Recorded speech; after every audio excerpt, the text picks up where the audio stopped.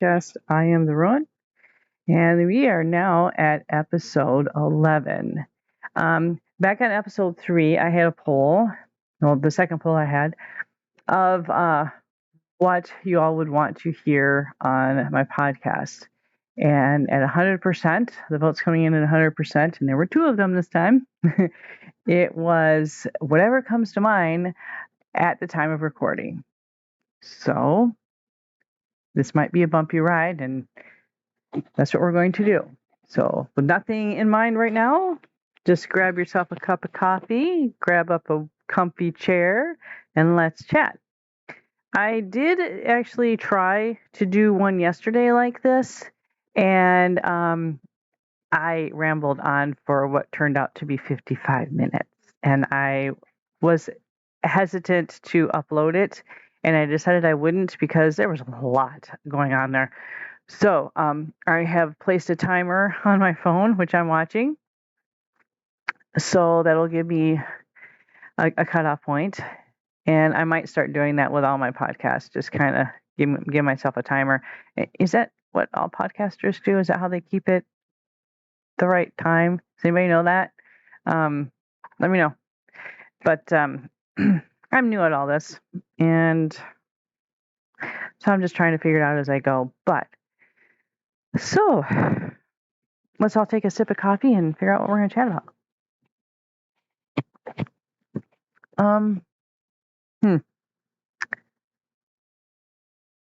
I know that there's a big ice storm going on in certain parts of the country. So if you guys are a part of that, please be careful out there on the ice. I know probably about 4 days ago, I myself slipped on some icy steps and bruised my tailbone really bad, bruised my right arm really bad. I bruised my side, and I whacked my head a little bit.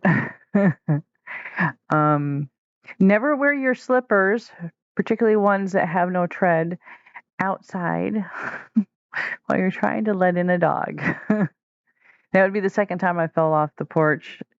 The second time in a few years I fell off the porch because of me having slippers on and because of a dog. Well, the first time, to be fair, my dog pulled me off the top step, and I didn't have any tread or anything to, kind of grab to stop myself. And next thing I know, I was flying through the air. I was on the ground and with a severely bruised or strained ankle.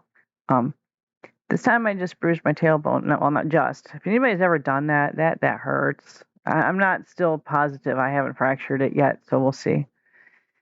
But so be careful out there in the weather, everyone. I am not sure what topic to start on or what to talk about. I mean, I have ideas for podcasts, but I don't think I really want to use them right now because I want it to be more focused. How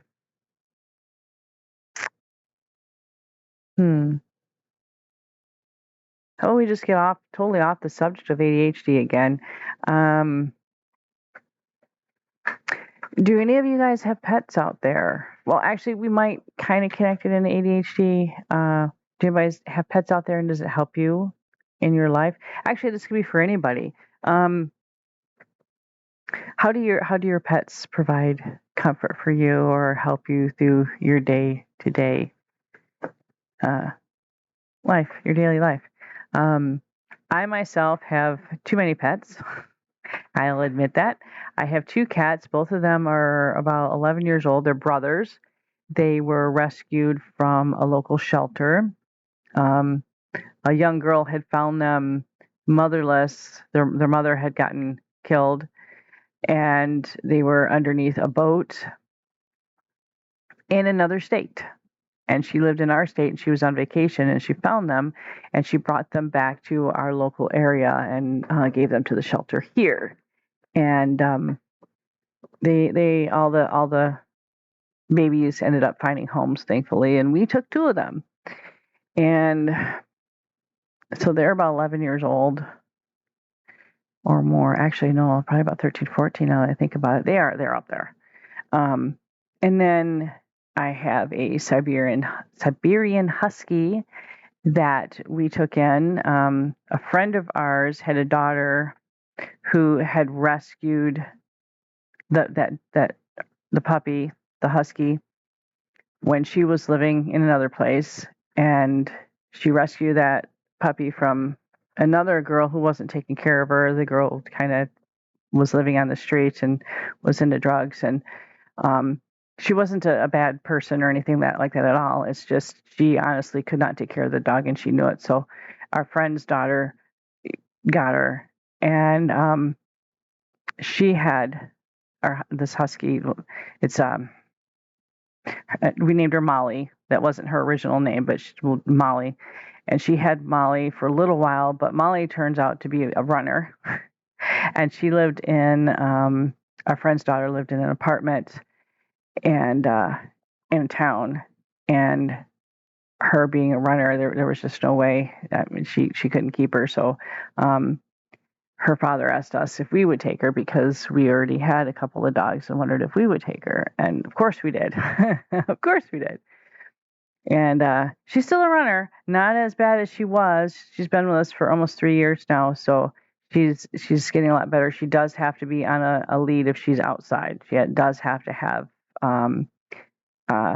some sort of lead or leash or something. You know, we have a really long one that she can go out and she can run around at least a little bit. But I mean, it's super long, but it's.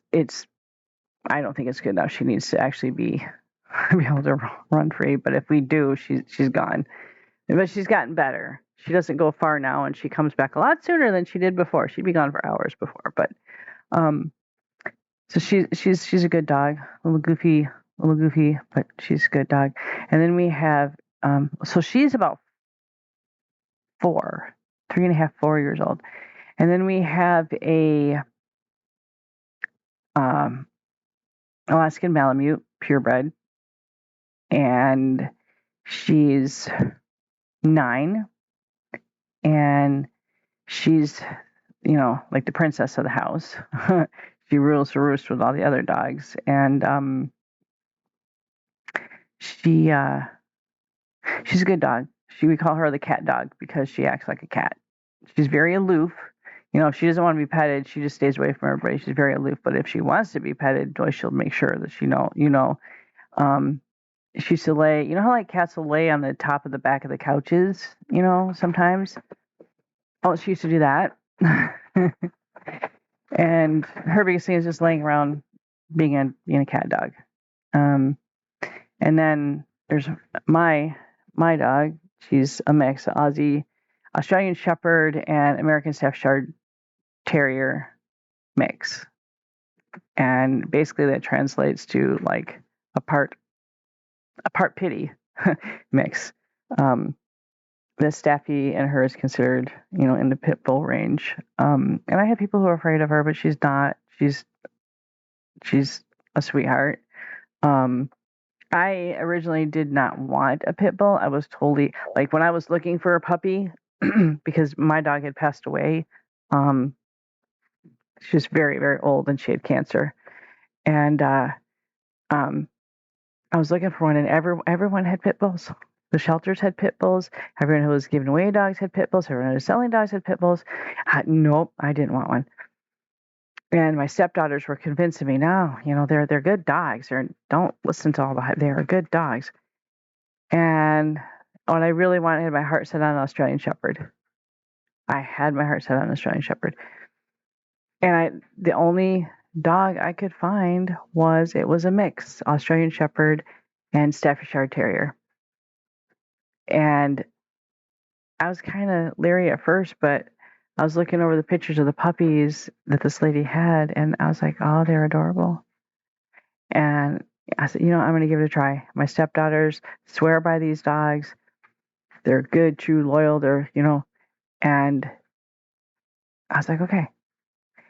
And we drove for 3 hours to go pick her up, and we paid the people extra money to drive extra to bring her to us, so we could just meet halfway. And the lady who gave her to me is very sweet, and I have sent her pictures over the years of Mabel. That's my dog Mabel. So we got her, and I just fell in love with her.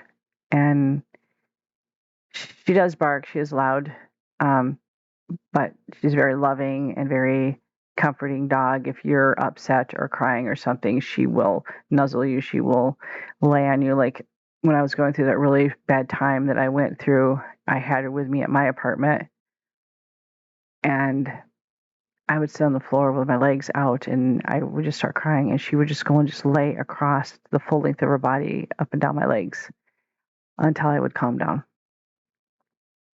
Um,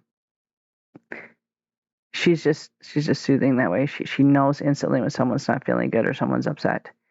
And but her little quirk is, and if anybody's ever had a Siberian Husky or a Malamute, Alaskan Malamute, you know that they howl. They are very vocal animals.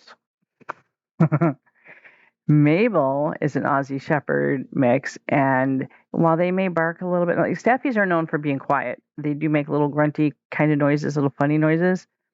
Aussies, I believe, bark. So Mabel is like, it's got the little mixture of it. And when company comes, they're always looking out the bedroom windows. Like they patrol the house, and that's where they look at is the windows. They take up post when they know, like, people come and visit us at certain times every day. Like my father-in-law comes at a certain time every day. My husband comes home at a certain time every day. They know, and they are there, and they are waiting, usually half an hour to an hour before that time, but they will sit and they will wait and they'll watch out the window. And when Mabel sees their vehicles from way down the road, she will start barking, and she will keep going until the other two start. And then the other two start howling. And then, first time I heard Mabel do this was hilarious, because Aussies and Staffies don't howl. But yet, this little pup, when she was trying to learn from the big dogs, she would start to, it'd be just very short, but you could tell she was trying her best. And you could see the little look on her face, like, I'm one of the big dogs. I'm trying my hardest. And over the years, she's gotten better to where her howl lasts not as long as theirs does. And it's not as, it doesn't sound like theirs. I think it sounds like exactly what it should sound like if an Aussie and a Staffy would howl. And it's funny to watch, because she will not only do this when she sees people, she will do this if she is bored. She will get the other two riled up just to get them to howl, just so she can howl with them. And sometimes it can be immensely annoying, really annoying. But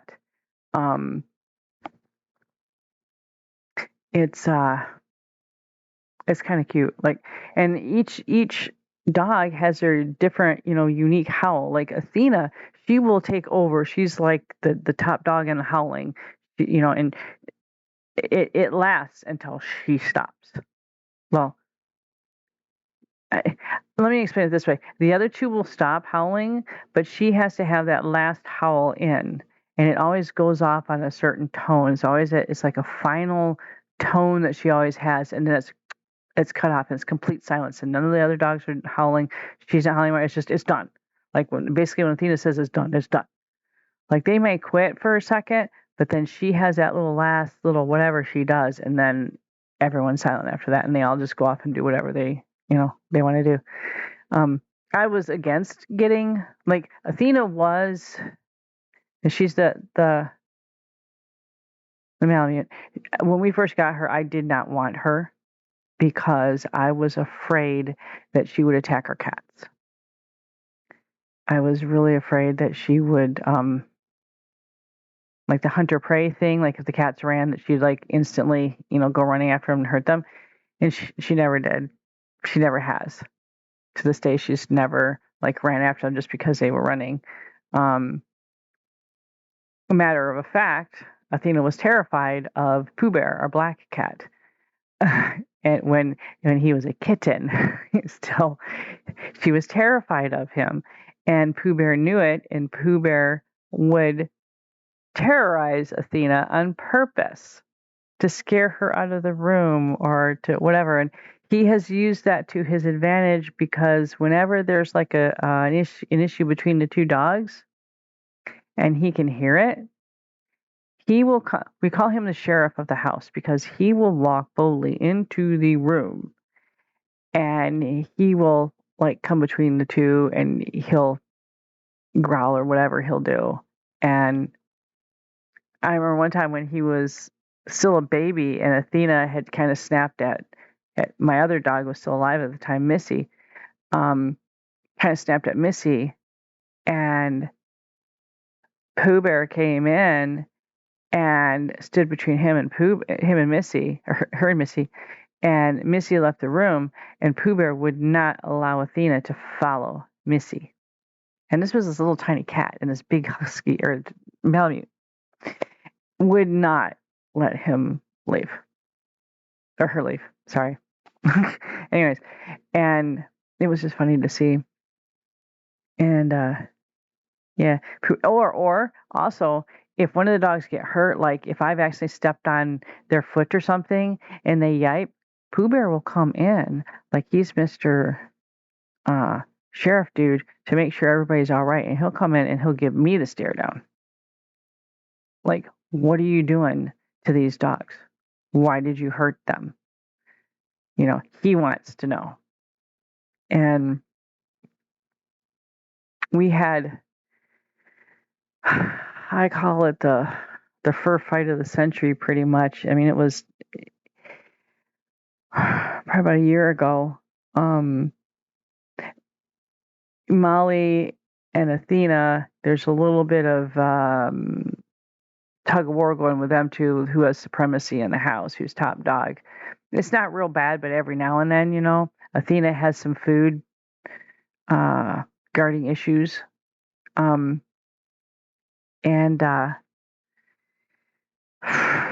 because where she lived before we got her, Athena was another rescue. Where she lived before, she was living around a full blown pit bull. This was not a mean dog. It wasn't like a bad dog, but they had to like the dogs would eat more than her, and she couldn't eat and stuff like that. So you know there would be an issue there.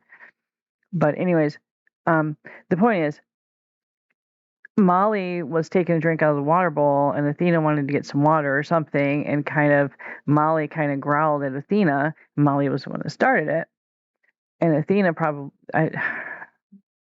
in my opinion, I think Athena just had enough of it. So Athena just kind of lunged towards Molly, and they both kind of got into it a little bit. And Mabel, like those two, the husky and the Malamute, those two clash on occasion, and Mabel's always the one that breaks it up. Like Pooh Bear will come in and find out what's going on and try to break it up, but Mabel just will get into the fray and just break them up, and not hurt either one of them. She just wants them separated. She doesn't want to hurt anybody. It's like I think it must be the Aussie in her, the herd mentality. She just wants to get them separated so they aren't hurting each other. So she jumped into the fray. To kind of like break them apart. She jumped onto Athena and tried to grab, I mean, she didn't grab hold of her neck to sink in, but she grabbed a hold of it so she could pull her away from Molly. And it wasn't in a mean way. And Pooh Bear, Sheriff Pooh Bear, walks in, sees all three dogs in a tussle, trying to whatever. Meanwhile, I'm trying to separate them, and I'm just afraid I'm going to get my hand bit or something. I didn't know what was going on. Well, Pooh Bear jumps into that too. And Pooh Bear's hissing and he's going in all out to really hurt. And he's hissing and he's scratching and he's whatever, and he's getting stepped on because there's three big dogs and this little cat. And lo and behold, Rue, his brother, who never gets into any of this stuff, he stays totally off on. He's like the chill Zen stoner dude that, you know, is oblivious to everything and he doesn't really care. He got involved, which shocked me. And I think what it is because he saw his brother getting stepped on by these three dogs. So he jumped in. So at this point, we have all four animals.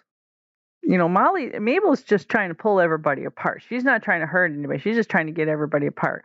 Pooh Bear's thinking everybody's attacking everybody, and he's just going to put an end to it. And Rue's like, I'm going to protect my brother. So here I got a bucket of water, and I was throwing water on everybody, and there was water all over the kitchen. And so that sends the cats off. And then finally, Molly gets out of there. Molly's like, "Whoa, I'm done with the water," and so she takes off. Well, meanwhile, Mabel has still hold of Athena because she didn't want Athena to go after Mabel. And Mabel herds Athena into the corner. And that pit bull part of her, and it's not a mean streak because staffies are bred to be kind and gentle and to protect. They're actually called nanny dogs because they actually have been bred to protect children. And at least that's what they used to use them for a long time ago. And to have that type of temperament to protect. Well, she had a hold of Athena's ear still. And I was trying to get her, to let go. And I was like pulling, I grabbed a hold of Mabel and I was pulling on her, which I noticed was pulling on Athena's ears. And pits, their jaws lock. So I had a hard time getting her apart. I did finally get her apart. And Athena had a little bit of she needed a couple stitches. We had to drive like 3 hours to a vet out of our state to get her sewn up. But she needed like 3 stitches. We got her some antibiotics and some pain medicine and stuff, but she was fine. The other 2 dogs got a little bit of nips here and there. It wasn't bad. And I make it sound like it's horrible all the time. It's not like this all the time. This was like Mabel or Athena and Molly will like grumble at each other. They won't get in a whole lot of fights. They'll just sit there and like, I'll growl at you, or I'm growling back. Pretty much that's it. If they're in a bad mood with each other. Sometimes they play together, sometimes. And I think it's just like with humans, you get sick and tired of being with the same people all the time. You're going to snap. And they don't like snap at people or whatever either. It's just, I think it's just a hierarchy. They're just trying to figure out where they need to be. But yeah, that was a very interesting day in our our life. And it always happens every time we have money saved up and we had enough to pay this vet bill after they gave us a huge discount. But the time before that, we let them out, and none of us saw that there was a porcupine around. No, it was a porcupine. Sorry, it was a raccoon. Porcupine was another day. They didn't get into that guy, but there was a raccoon. None of us saw it, and we came back in for a second, went back out, and they had gotten hold of a raccoon. Well, no. I came back in. My son was outside, and he's seen Molly head for the raccoon, and he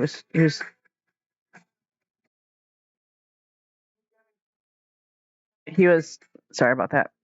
He was trying to stop Molly, and he couldn't stop Molly, and Molly grabbed a hold of the raccoon. Athena grabbed hold of the raccoon, and Mabel grabbed hold of the raccoon. Each of them had a leg. I kid you not. Each of them had a leg. And they were playing tug of war with the poor thing. Mm-hmm. Raccoon didn't survive that. But they don't... Man, I'm making it sound like my dogs are vicious. They're not. They just... if there's a wild animal in the yard, they won't allow it to stay in the yard. Like Missy, she was a half lab, half beagle. And we lived in a tiny town, but we did have bears that roamed our town. And she had the body of a lab, except she had shorter legs like a beagle, and she had a beagle bark. But yet, if she saw a bear come into our yard, she would go after the bear. Like, I'm protecting my yard. No one's getting in my yard after mom and dad, or whatever. And she would, and she, it's just really weird. She was a really good dog, but yeah, no, my dogs are not mean and nasty. I have people that, like I said, are afraid of Mabel, but she's not. She is protective, and she will protect if there's a clear danger. She will protect, but she's a very sweet and gentle, loving dog, actually. Like she plays with Rue, and I'm going a little bit overboard my time, but I just want to give you an example. She plays with Rue. Like I said, Rue is like the stoner dog, the stoner cat that doesn't really care about anything. Rue will lay on the ground, and Mabel, this doesn't sound gentle, but it is gentle. She'll take Rue's head in her mouth and kind of slowly drag him across the floor. That's their version of play. The cat doesn't care. He just lays there like he's a rag doll and just lets the dog do it. And they play together. They also play together in other ways, but they play together. And he never bites into him, or she never bites into him. She never like shakes him with his head in his mouth, her mouth. She never does anything to hurt him. It's just she knows he likes to be drug across the floor. And it won't be very far, like a few inches, And it's just how they are. And I find all the pets very comforting. The cats for their purring and their little soft fur, and the dogs for their nice, warm, snuggly bodies that come and sleep with us at night. Like, yeah, all three sleep on our bed. We have a king size bed, and we need that room because they're always on the bed with us. And it's comforting to have their presence there. Also, I guess for like an autism sensory sort of thing too, because there's that weighted sensory, like having that weight across your legs is actually very helpful sometimes. So what do you guys think? How do your dogs help you? And what kind of fun stories do you have about your animals, and any unusual quirks or anything unusual? Drop me a line in my comment section and let me know. But yeah, I think I'm going to cut this off right now. And again, like I said, these recordings have been very raw, unedited, because I don't have a good editing program. So I'm asking again, if anyone knows a good editing program that's free, easy to use, or very minimal cost and easy to use, let me know. And I will give it a try, because I would so love, like that 55-minute one I recorded, if I could edit out a bunch of that and just put the really good stuff up, that'd be really great. And I always feel bad that I lose so much really cool content because I can't edit out the bad stuff. And no, I'm not just going to put up a 55-minute one just because I don't have the thing to edit it, and just so people could see how badly I rant. I'm not going to do that. But thank you so much for being here. I do appreciate it. It's just a little me just wanting to talk. And thank you for listening. And I hope you all have a very blessed day, and I hope everything is going well with you. And if it's not, just remember that you matter, and you are loved. Thank you again. More later.